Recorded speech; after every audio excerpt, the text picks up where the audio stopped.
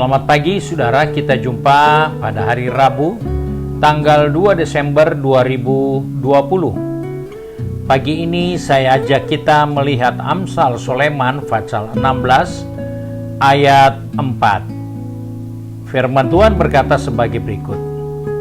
Tuhan membuat segala sesuatu untuk tujuannya masing-masing. Bahkan orang fasik dibuatnya untuk hari malapetaka. Kita menemukan nasihat dari Salomo untuk kehidupan kita orang percaya bahwa tidak ada satu yang ada di bawah kolong langit ini tanpa tujuan Allah hadirkan mereka di dunia ini. Semua ada tujuannya. Bunga di padang, rumput, semua tanaman yang walaupun hanya kelihatan sebentar kemudian akan layu dan hilang begitu saja, tetapi tujuannya ada. Demikian juga dengan kehidupan manusia. Alkitab katakan orang fasik dibuatnya untuk menghadapi malapetaka. Nah, sebagai orang percaya, tentunya kita juga menyadari bahwa kita dibuat Tuhan dengan tujuan yang jelas untuk kita. Sebab itu, kita perlu menyadari akan hal ini karena ada banyak orang percaya yang hidup tanpa mengerti tujuan Allah di dalam dirinya. Mereka menjalankan hidup itu seperti biasa-biasa saja, tanpa ada target, tanpa ada tujuan, tanpa ada maksud-maksud yang jelas dengan hidup yang Tuhan berikan. Padahal Alkitab dengan jelas katakan, segala sesuatu dibuat dengan tujuannya masing-masing. Sebab itu, Tuhan menciptakan kita, tentunya ada sesuatu yang kita sendiri tidak tahu, tetapi ada ditaruh dalam diri kita untuk kita mengolahnya agar kita menemukan tujuan dari hidup kita masing-masing. Kalau kita lihat buku Roma pasal 12 ayat 6 sampai ayat yang ke-8 yang berkata demikian. Demikianlah kita mempunyai karunia yang berlain-lainan menurut kasih karunia yang dianugerahkan kepada kita. Jika karunia itu adalah untuk bernubuat, baiklah kita melakukannya sesuai dengan iman kita. Jika karunia itu untuk melayani, baiklah kita melayani. Jika karunia untuk mengajar, baiklah kita mengajar. Jika karunia untuk menasihati, baiklah kita menasihati. Siapa yang membagi-bagikan sesuatu, hendaklah ia melakukannya dengan hati yang ikhlas. Siapa yang memberi pimpinan, hendaklah ia melakukannya dengan rajin. Siapa yang menunjukkan kemurahan, hendaklah ia melakukannya dengan sukacita. Kita menemukan bagaimana buku Roma mengingatkan kepada saya dan saudara agar kita menemukan tujuan dari Allah menghadirkan kita di dunia ini. Karena Allah memberikan karunia, memberikan pemberian khusus untuk setiap kita.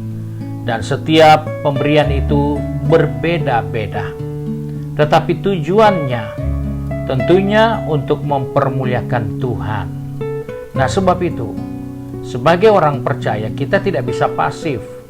Kita tidak bisa merasa nyaman hanya karena kita punya gereja, sudah ada pelayan, sudah semua pelayan ada, semua jemaat sudah cukup diberkati Tuhan. Padahal masih banyak hal yang kita perlu kembangkan. Sebab itu dikatakan, jika kita punya karunia, lakukanlah itu dengan iman. Jadi kita harus tetap bekerja dan lakukan itu dengan iman.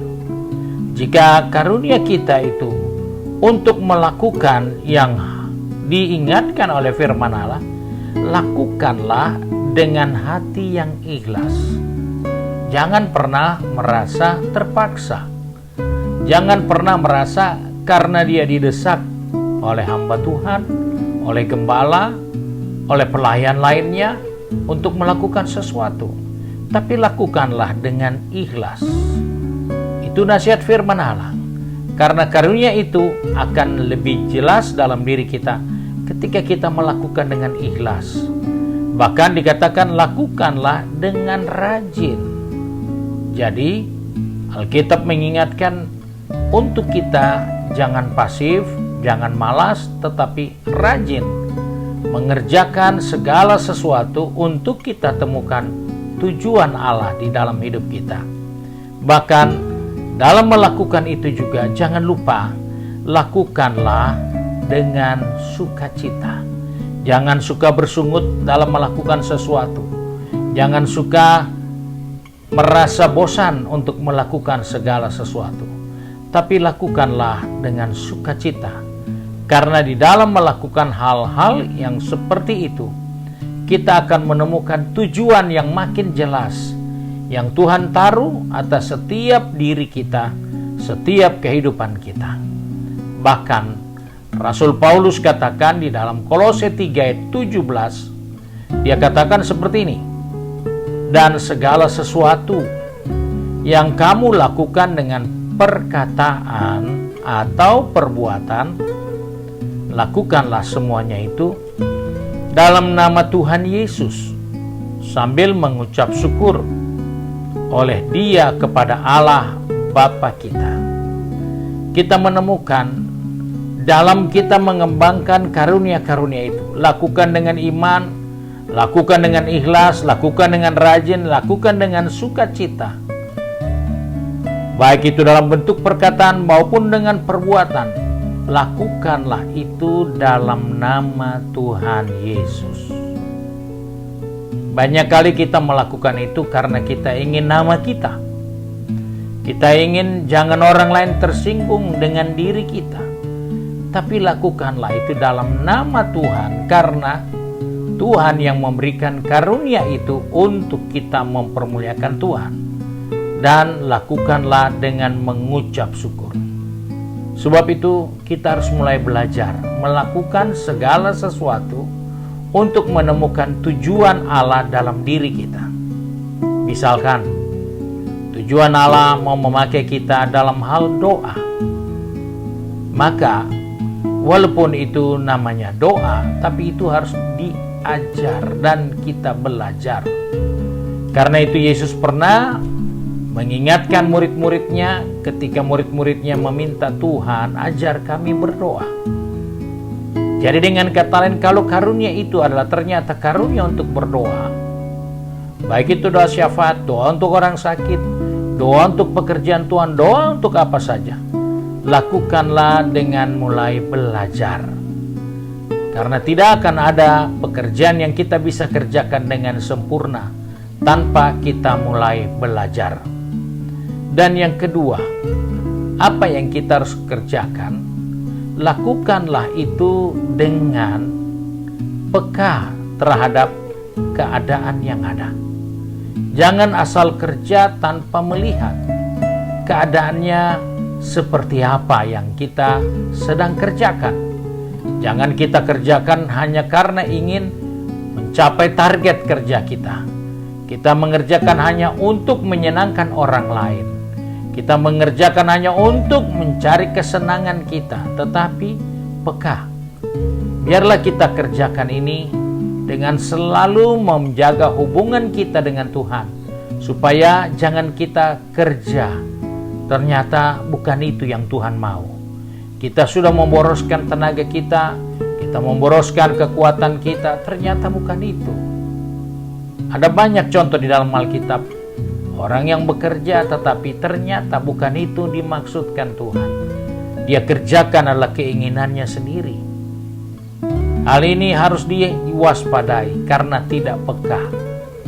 Dan yang ketiga, ketika karunia itu untuk kita kembangkan dalam hal ini, kita diberi karunia untuk memberi. Belajarlah memberi. Karena engkau tidak akan pernah bisa memberi yang besar kalau engkau tidak belajar memberi dari yang kecil. Engkau tidak akan bisa peka dengan situasi yang jauh lebih sulit untuk didengar, diprediksi, tanpa engkau mulai belajar menjadi peka dengan dirimu sendiri. Semua itu harus diajar. Semua itu harus didorong atas kemauan yang kuat untuk kita pelajari. Nah, sebab itu, di hari yang baru ini kita diingatkan, Tuhan menciptakan kita dengan tujuannya. Mungkin tujuan Allah untuk saya dan saudara, mungkin untuk berdoa, mendoakan bangsa ini, mendoakan pekerjaan Tuhan, mendoakan orang-orang yang susah.